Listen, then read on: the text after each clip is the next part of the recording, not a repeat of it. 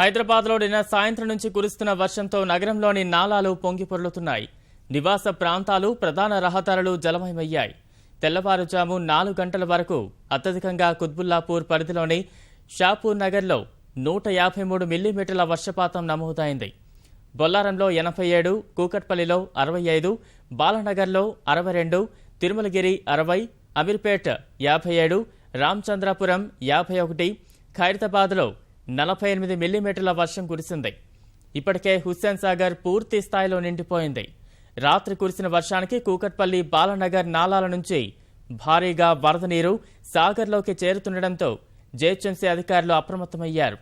కుత్బుల్లాపూర్, అల్వాల్, కూకట్పల్లి, దోమల్గూడ, నల్లకుంటతో పాటు దిగువ ప్రాంతాల్లోని కాలనీల్లో ప్రజలు జాగ్రత్తగా ఉండాలని హెచ్చరించారు.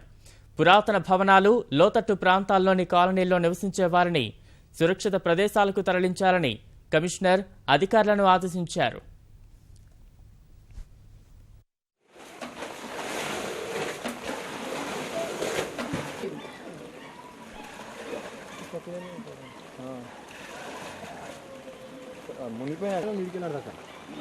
ఫుల్ ఫ్లటింగ్ అది, దీనికన్నా డబల్ ఉంది అక్కడ అటు పక్కన.